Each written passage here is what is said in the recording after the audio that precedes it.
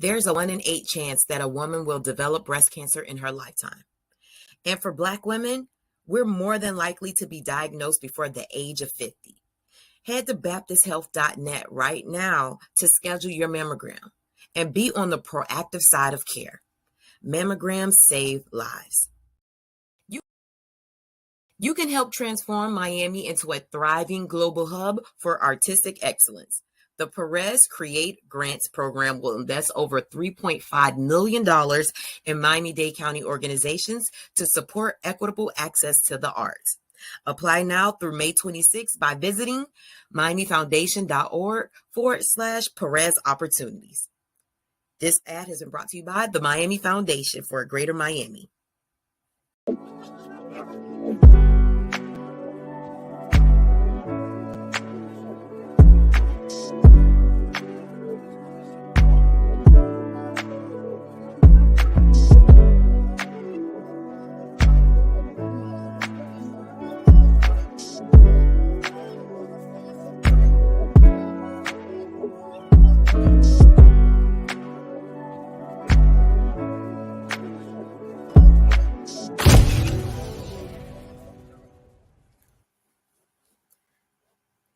Hey, what's up, Hilo News family? Welcome to another episode of the Can We Talk podcast, our show where we talk to dope people in the community doing dope things, and today is no different.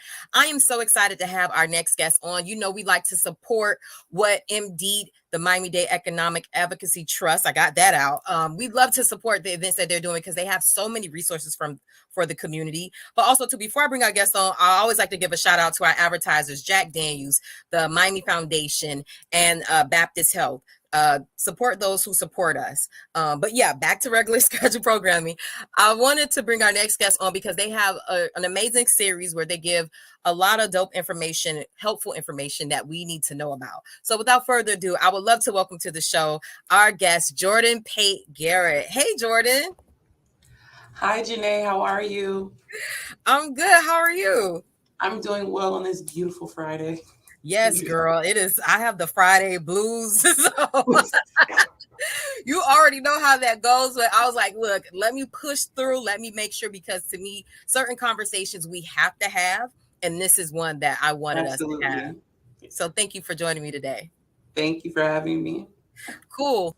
So we were talking offline, and MDEAT has this series called MDEAT Speaks. And so you guys have an event coming up on Tuesday. Tell us about the event and what people can expect. So the book is based off of the JD law professor, Kristin Henning, her book, The Rage of Innocence, How America Criminalizes Black Youth. When I saw the book on the shelf, I was like, I have to get it. I have to tell my director about it, just because we're seeing a rise in mental health issues and just how Black youth are being treated throughout the county, throughout the nation.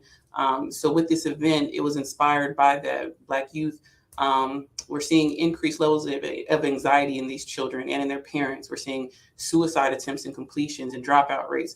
So we want to figure out what are some of those causes, those root causes that relate back to that, including police interactions and how they're being dealt with throughout the society. So, yeah. Oh, nice. So is it a panel discussion? Is it like a resource fair for like information? Like what will the makeup of the event look like for people who are attending?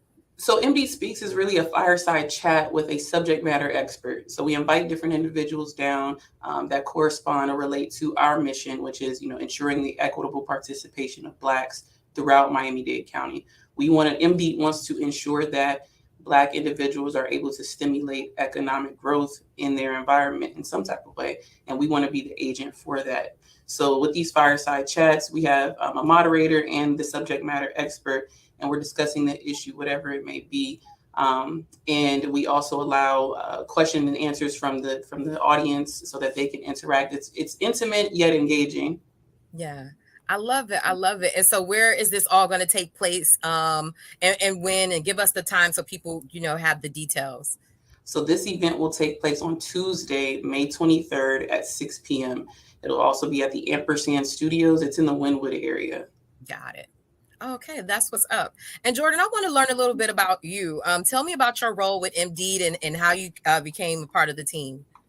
So I'm the youth services coordinator, of the Youth Services Division. I manage the day-to-day operations and its programming. I'm also by trade a licensed mental health counselor. So I focus really on where the law meets mental health and ensuring that the youth that we interact with have a therapeutic experience with their first interaction. Teen Court is a second chance diversion program.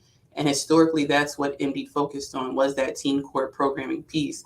However, over the past 2 years, we've kind of recognized that there was a need to shift our focus, not only on punishment, but empowering our youth. And we do that through career pathways, through successful reentry, and some type of true restorative justice, so that the individual feels like they're able to go back into their community ready and prepared to engage in economic vitality and enjoy life, essentially.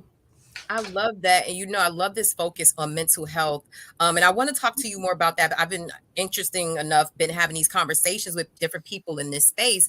Can you tell us the importance of like focusing in on our youth and their mental health and how that impacts their development? Youth, Black youth specifically. That's what I like to focus on, because that's who I am. We Black, so like, okay. Every day. But at young ages, some individuals, they're forced to grow up fast due to community environments, due to family structure, and they're forced to grow up, as I mentioned before in other interviews, for protection reasons, for means of survival. And those type of things create hypervigilance. And what that hypervigilance is essentially anxiety, but over anxiety. So I'm looking over my shoulders all the time. I'm trying to make sure I'm doing the right thing. I'm trying to be this proper individual, but like I'm stressed on the inside. And that stress can eat at me and cause me to react in certain ways that may not be, let's say, appropriate, but it's still childlike because I'm still a child. Yeah. So we're seeing some of those things, but Black youth are being criminalized for it. So my impulsive reaction to something, because maybe I don't have food at home, I have a food insecurity. So my impulsive reaction to the teacher isn't directed at the teacher, it's directed at my problem. However, I'm getting in trouble, getting sent to the jack, getting sent to teen court, or I'm on probation now because I have an anger problem. When I don't have an anger problem, I have a poverty problem. I'm just hungry. I'm just hungry. That's real tea. And you know what? I love that you brought that example up, because even me at my big grown age, if I don't eat, I'm snapping at anybody. Absolutely. So it's even that so simple of like, if this is an ongoing problem in your house and you're bringing that into, your school environment, it's not that you have an issue or you have some anger problem. It's like you said, it's a food insecurity, it's a poverty problem, and they're being criminalized for it. So I really love the fact that you and MD, you guys are focusing in on that. Jordan, I wanted to ask you too, as being a mental health professional, there's not a lot of people that look like us that are in this space. Was that intentional on your part as well for, going into the field? Absolutely. At a young age, my brother was sent to prison. And that really impacted, unknowingly to me, until I got to grad school, I realized that was my why as to why I got into law and mental health. And then as I grew in the environment, I didn't always have locks. I was like, if I go to a doctoral program, I have to, have straight hair so they'll accept me. And then, to be honest, working for MD, I love working for Black people because I can be me and authentically me and work with individuals who will accept me, and I'll be able to accept them because we're in similar spaces. And it also gives them a role model to look up to, not saying that you have to go different routes. You can go whatever route you desire to go to, as long as you're you and you're compassionate and you're helpful and you're consistent and you're kind to other people. Yeah, I love it. And it's a safe space. You don't have to worry about somebody trying to figure out your hair and touching it. I've been in those spots in corporate America working with white people, and it's like, it's just hair. Like, don't, I'm not a monkey in the zoo. Like, don't calm down. I know we're magical, but don't touch me. No, I really, really love that you said that about the environment, because that's what I've just been hearing about, like the MD and the new leadership. So kudos to you guys. Jordan, I always like to ask people about like where they're from and how that influenced them. High Low News is all about hyper local news, and we definitely focus in on millennials. You look a little younger than the millennials, so I don't think you look Gen Z, but we still, it's all love, it's all the families, all the generations. So tell me about where you're from and how that influenced the work that you do. Well, thank you, but I am a millennial, so yes. Really? Yeah. I'm from a military. My dad is military background, but we're from Tampa essentially. Okay, Florida I girl. came down to Miami for school. To be honest, I didn't like it at first, but Miami is the land of opportunity. Which school? Which school? Sorry to If interrupt, you, but I if wanted you, oh, go ahead. you which school did you go to? Oh, I went to I went to Spoto High School, Richard C. Spoto in And then Hillsborough County. you said you came to Miami to do school. Which school was that? Oh, Barry University. Okay, very got it, got Okay, it. Sorry to yes. interrupt. So back to your No problem. No problem. So I went to Barry University, and again, didn't like it at first, but yes, Miami is the land of opportunity if you network. So if you use it right, Miami can work for you. And we came here. Sorry, I forgot where we were going. no. I asked you about your upbringing and where you're from, and then how that influences the work that you do. I left Tampa. I came to Miami solidified that I was going to go to Barry because I didn't want to play basketball in college. I got some scholarships.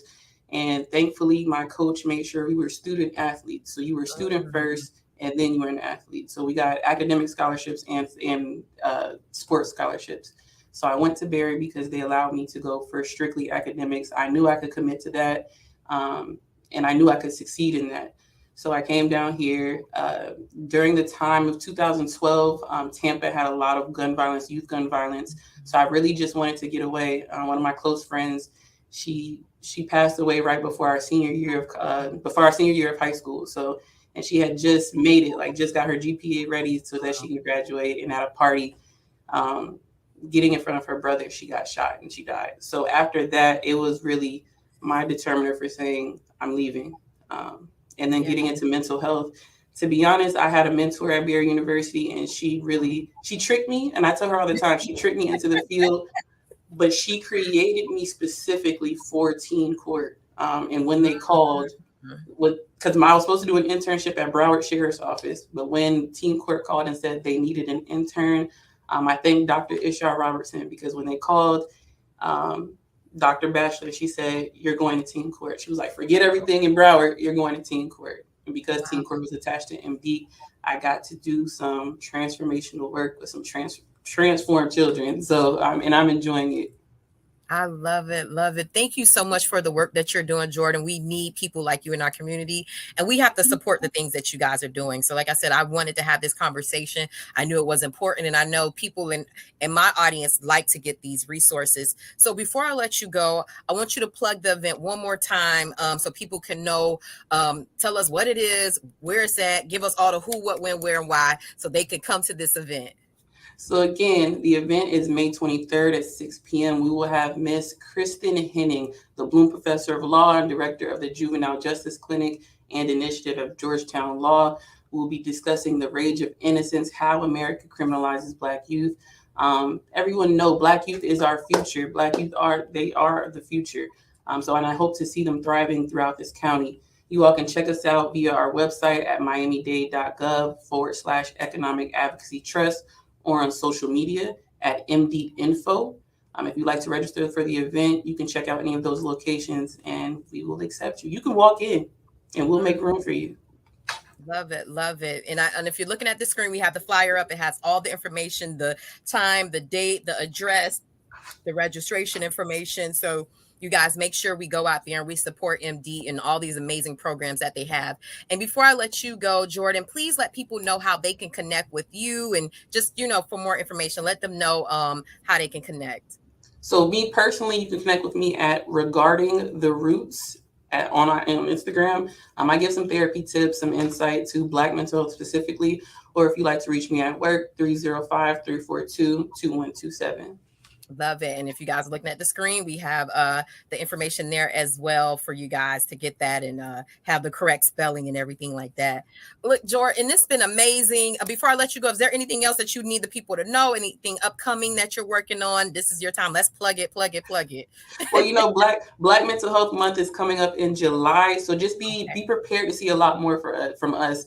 For me, our public information officer, he really goes hard for us to ensure that we are in the community. So I want to shout out to Zach. So just be on the lookout for more things from us. And again, if you need anything, please come. This event is for educators, community-based organizations, the school board members, anybody that touches kids, come out, because it's important to hear what is happening and be educated on it. I love it. Thank you so much, Jordan. You're now a friend of the show. You have my direct contact. You got my cell.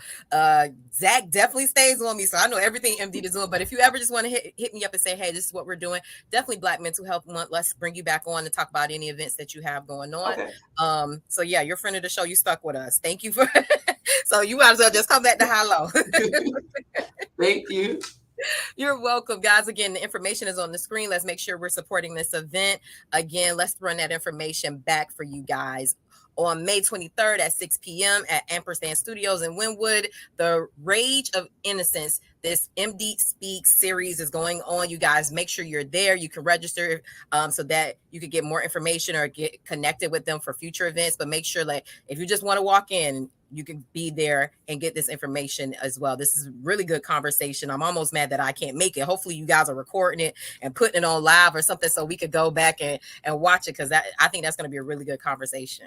Of course. Again, I'm the millennial, so I put it on live, stream it, do this. That part. They never. So come on, baby boomers, y'all gotta know. Y'all gotta know. So I'm glad you in there, making sure that the technology is being used. It has to listen. Yes. Come on. That's the way to reach us. So thank you, Jordan, so much for joining us today. This has been an amazing episode. I usually don't really even dig in that much because we do a lot of stuff with MD, but I was like, I want to know your story, especially since, working in mental health. I think that's so important. So thank you for sharing that with us. Of course. Thank you. Thank you. Guys, this has been another amazing episode of the Can We Talk podcast, our show where we talk to dope people, and Jordan is absolutely dope. It's so beautiful. I love your hair. You made me go back and get myself together. So I was like, oh, she's winning. I gotta stand up to this. But no, it was an amazing episode. You guys head to hillonewsmiami.com. We'll have this up on our website as an article with links to register as well, and links to MD's website. So head to hillonewsmiami.com. While you're there, sign up for our email newsletter. And also, too, we're on all the social media channels. Thank you guys so much for helping us grow our Instagram. It's been growing really quickly. So you can find us on Instagram, Facebook, TikTok, Twitter, LinkedIn, YouTube. We're on all the things. So connect with us there if you want to get our information as well on social. We'll see you guys next time. This has been another amazing episode. Thank you, Jordan. God bless with your event. And we'll see you guys on the next show. Bye.